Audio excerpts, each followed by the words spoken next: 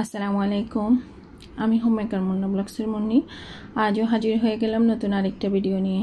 আশা করছি কাছে দূরের দেশ বিদেশ যে যেখান থেকে আমার এই ভিডিও দেখছেন বা দেখবেন সবাই ভালো আছেন। আমরা আলহামদুলিল্লাহ ভালো আছি। আজকের ভিডিওটা শুরু করে দিলাম সকালবেলা থেকে একেবারে রাতের কাজকর্ম সব কিছু, মানে শুধু খাবার দাবারের কাজকর্ম আর কি, যা যা খেয়েছি বা যা যা তৈরি করেছিলাম সেটাই আপনাদের সাথে শেয়ার করব।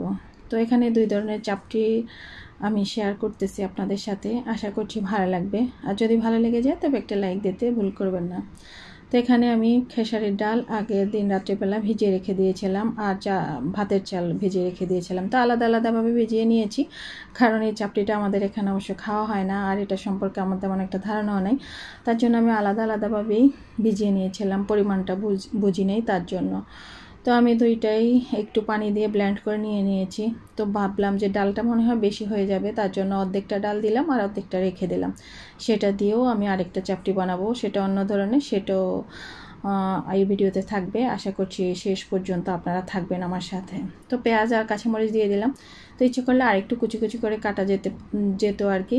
তো আমি আর তত বেশি মিহি কুচি করলাম না, এমনিতে দিয়ে দিলাম, আর স্বাদ মতো লবণ দিয়ে দিচ্ছি। তো মেখে নিচ্ছি। কেউ চাইলে এই অবস্থায়ও বানিয়ে নিতে পারেন, আর যদি ভাবেন যে এটা একটু ঘন হয়ে গেল তাহলে একটু পাতলা করে নিতে পারেন। তো আমি প্রথমে এমনভাবে বানিয়ে নিয়েছিলাম, এমন ঘন ডো দিয়ে। পরে অবশ্যই আর একটু পাতলা করে নিয়েছিলাম, মানে একটু পানি মিশিয়ে নিয়েছিলাম, তখন পাতলা হয়ে গিয়েছিল। তো একটা টিস্যুর মধ্যে আমি একটু সয়াবিন তেল নিয়ে একটু প্যানটা একটু ব্রাশ করে নিলাম। তারপরে এই যে আস্তে আস্তে এভাবে ঘুরিয়ে ঘুরিয়ে দিয়ে দিচ্ছি। তো প্রথমবারের মতো তো এই ধরনের চাপটি বানানো।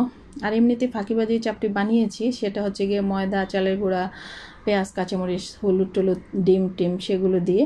তবে এভাবে আসলে বানানো হয় না, যে সেদ্ধ চাল বা ডাল দিয়ে ব্লেন্ড করে বানানো হয় না। এটা প্রথমবারের মতো বানিয়েছি। তো খেতে মন্দ লাগে না, ভালোই লেগেছিল। তো এখন তো মনে হচ্ছে প্রায় আমাকে বানাতেই হবে, কারণ দেখলাম যে সবাই খাচ্ছে তার জন্য। তো এভাবে কয়েকটা বানিয়ে নিচ্ছি। তো অনেক চেষ্টা করেছিলাম গোল করার জন্য, কিন্তু ডোটা একটু ভারী হওয়াতে বা ঘন হওয়াতে গোলটা তেমন একটা হচ্ছিল না। আর আমি এটা শেপটাও তত একটা প্রথমত বুঝতে পারতেছিলাম না। পরে অবশ্য গোল গোল করে বানিয়ে নিয়েছিলাম, আর ততক্ষণে আর ভিডিও করা হয় না। মানে শেষেরগুলো আর কি একেবারে গোল গোল হয়েছিল, খুব সুন্দর হয়েছিল।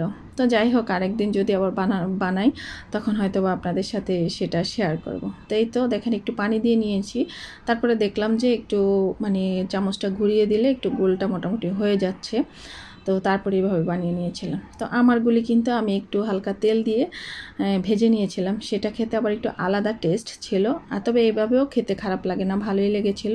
তো এইসব চাপটিগুলো খালি খাওয়া যায়। তবে আমি দেখেছি যারা আর কি যাদের অঞ্চলের বা যাদের জায়গার এই খাবারটা বা যেসব জেলার এই খাবারটা, তারা কিন্তু বিভিন্ন ধরনের ভর্তা দিয়ে খায়। তো আমি আর কোনো ভর্তা টর্তা বানাই নাই, আমি এমনিতেই বানিয়ে খেয়েছিলাম। আমার কাছে এমনিতেই ভালো লেগেছিল খালি খেতে।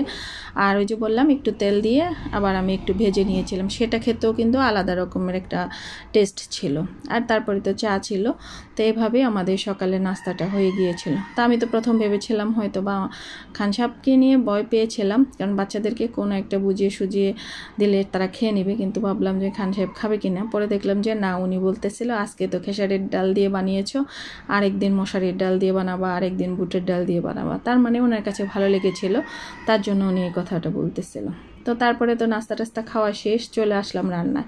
তো ফ্রোজেন করা সিম ছিল আর আলু নিয়ে নিয়েছি অনেকটাই, কারণ আমার ছেলে তো সিম খাবে না, তার ছেলে মেয়ে দুজনেই সিম খাবে না, ওরা কেবল আলুটাই খাবে, তার জন্য আলুটা বেশি করে দিচ্ছি। আর তেলাপিয়া মাছ দিয়ে রান্না করব। আর হচ্ছে গিয়ে রসুন পেস্ট করেছিলাম, সেই বাটিটা আবার একটু ধুয়ে রেখে দিচ্ছি, সেটা আবার তরকারির সাথে দিয়ে দেব। সাশ্রয়ী, মানে কোনো কিছু ফেলতে অবশ্যই ইচ্ছা করে না, অপচয় করা ভালোও না। আর এদিকে ভাত বসাবো। তো আগের একটু ভাত ছিল, সেটার সাথে আমি কিন্তু চালটা সহ একসাথে ধুয়ে নিচ্ছি। তো এক ছোলা ভাত বসিয়ে দেবো আর এই তরকারিটা রান্না করে নেব। তার জন্য অবশ্য আমি সব কিছু রেডি করে নিয়েছি। তো আর অন্য কোনো রান্না করব না, আগের তরকারি ছিল। তবে এই ভিডিওগুলো অনেক দিন আগের, কারণ আমি মাঝখান দিয়ে একটু রেগুলার হয়ে গিয়েছিলাম। আসলে যে দেশের এই পরিস্থিতিতে আসলে আমার কাছে মানে অন্যান্য ভিডিও দিতে দিতে তেমন কেমন যেন বিরক্ত লাগতেছিল, ভালো লাগতেছিল না, ভয়েস দিতে ইচ্ছে করতেছিল না। তার জন্য তখন অন্য ধরনের ভিডিও পোস্ট করেছিলাম। তো এগুলো কিন্তু আমার একটু আগে তখনকার সময়ের ভিডিও। তো আমি অবশ্য ভিডিও করে কেবল রেখে দিয়েছিলাম, কিন্তু এডিটও করি নাই আর ভয়েসও দিই নাই। তো এখন আস্তে আস্তে আপনাদের সাথে একটা একটা করে শেয়ার করতেছি। তাই তো তেলাপিয়া মাছটা ভেজে নিচ্ছি, আর ভাজা হয়ে গেলেই তারপরে কিন্তু আমি তরকারিটা রান্না করে দেবো। তো আমার কাছে খুব ভালো লাগছিল। আমার ছেলে কিন্তু এই মাছ রান্না করলে কিন্তু সে খায় না, একটু মুচমুচে ভাজি করলে খায়, কিন্তু ওই দিন সে খেয়েছিল। আমার কাছে এই জিনিসটা খুব ভালো লেগেছিল। ওর বাবাকে তো বলেছিলাম আবারও যেন তেলাপিয়া মাছ আনে। তেলাপিয়া মাছ, পাঙ্গাস মাছ এসব অবশ্য আগে কিনা তেমন একটা হতো না। তো এখন যেহেতু বাচ্চারা খাচ্ছে তার জন্য অবশ্য এখন সেটা কেনা হয়। তো মেয়ের তো পাঙ্গাস মাছটা খুবই ফেভারেট। ও তো বলে এটা জাতীয় মাছ, কেন এটার নাম দিল না, কেনই বা ইলিশ মাছের নাম জাতীয় মাছ দিচ্ছে।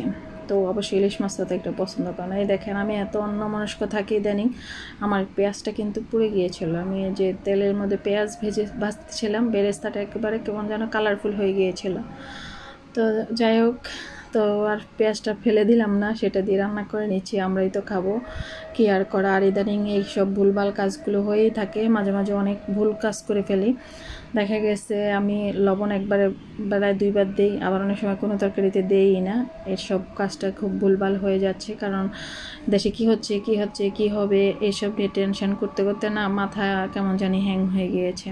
তো পেঁয়াজ তো পুড়িয়ে ফেললাম, তো আর কিছু করার নেই। পরে সেটাকে কষিয়ে রসুন পেস্ট, জিরা, ধনিয়া, লবণ, মরিচ, হলুদ সেটা দিয়ে টমেটো দিয়ে ভালোভাবে কষিয়ে নিয়ে আমি আলু দিয়ে দিয়েছিলাম। তারপর আলুটা কষানোর মোটামুটি একটু কষে যাওয়ার পর আমি সেই ফ্রোজেন সিমটা দিয়ে দিয়েছিলাম। তারপরে সিমটাও একটু মোটামুটিভাবে কষিয়ে নিয়েছি। তারপর উপর থেকে মাছগুলো দিয়ে আমি ঝোলের পানি দিয়ে রান্নাটা কমপ্লিট করে ফেলেছি। এদিকে এসে দেখে খান সাহেব পুরা ঘরের মধ্যে কী অবস্থা করেছে। আসলে এসব করার আমারই কথা ছিল, কিন্তু উনি করে দিয়েছে। উনি তো এখন আমার অনেক কাজই আসলে আমাকে করতে হয় না, উনি করে দেন। যেমন ফ্যানগুলো সবগুলো ময়লা হয়ে গিয়েছিল। এখন শুধু আমাদের বাসার ফ্যান না, সব কিছুর মধ্যে এত পরিমাণে বালি জমে গিয়েছিল। আমি যে কবে এইসব জিনিস ডিপ ক্লিন করবো আমি ঠিক জানি না। আমার রান্নাঘর সারা ঘরের অবস্থা খুব খারাপ। তারপরে ওনাকে বলেছিলাম যে ফ্যানগুলি একটু যেন সময় করে একটু ঝেড়ে দেয়, তো উনি অবশ্য মুছে দিয়েছিলেন। দেখেন কী অবস্থা হয়েছে ময়লা। তো তারপরে তো সব রান্না বান্না শেষ করে ঘর-টর গুছিয়ে টুছিয়ে রেখে দিয়েছিলাম। গোসল করেছি, নামাজ পড়েছি, খাবার খেয়েছি, সব কিছুই করে নিয়ে রেস্ট নিয়েছি। আর ঘর গুছানোর পরে কিন্তু আমার তো হেল্পিং হ্যান্ড, উনি তো এখন আসি, উনি অবশ্য ঘরটা মুছে দিয়েছিলেন। তো আমি আবার বিকেলবেলা চলে গেলাম রান্নাঘরে। আর বিকেলে মেয়ে আবার কোচিংয়ে যাবে, তো তার জন্য আবার একটু চাপড়িগুলো বানিয়ে নিচ্ছি। তো এই চাপড়িটা আবার অন্যভাবে বানাচ্ছি, যে সকালে যে ডালের পেস্টটা ছিল সেটার সাথে আমি চালের গুঁড়া দিয়ে দিয়েছিলাম, তারপরে পানি দিয়ে লবণ দিয়ে একটু ডোটা রেডি করে নিলাম। তো এটার মধ্যে আর পেঁয়াজ আর কাঁচামরিচ কিছুই দিব না, এটা এইভাবেই বানাবো। তারপরে কিন্তু এটা একটু তেলে ভেজে নেব। তো এটা খেতে আবার একটু অন্যরকম টেস্ট হয়েছিল। যে বললাম না, চাপটি তো আমাদের এই অঞ্চলে খাওয়া হয় না, কিন্তু এখন চাপটির প্রেমে পড়ে গিয়েছি। তারপরেও কিন্তু মশারির ডাল দিয়ে আমি আরেকদিনও তৈরি করে খেয়ে নিয়েছিলাম। ওই যে বললাম ভিডিওটা কিন্তু আমার অনেক দিন আগের, একটু দেরি করে পোস্ট করে নিচ্ছিলাম তার জন্য। তো এখন কিন্তু চাপটি প্রেমী আমরা সবাই হয়ে গিয়েছিলাম। তো 2টা চাপটি আপনাদের সাথে শেয়ার করেছি, 2 ধরনের টেস্ট ছিল।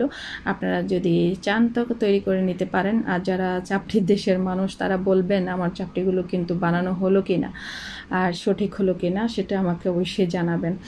তো আমি চেষ্টা করেছি, তো সামনে হয়তো আরও ঠিক করে করতে পারবো। আর যদি এর মধ্যে কোনো টিপস থেকে থাকে তাহলে সেটাও আপনারা আমাকে জানাতে পারেন। এদিকে আমি ভিডিও শেষ পর্যায়ে চলে এসেছি। সবাই ভালো থাকবেন, সুস্থ থাকবেন, নিরাপদে থাকবেন, আমাদের জন্য দোয়া করবেন। আল্লাহ হাফিজ, আসসালামু আলাইকুম।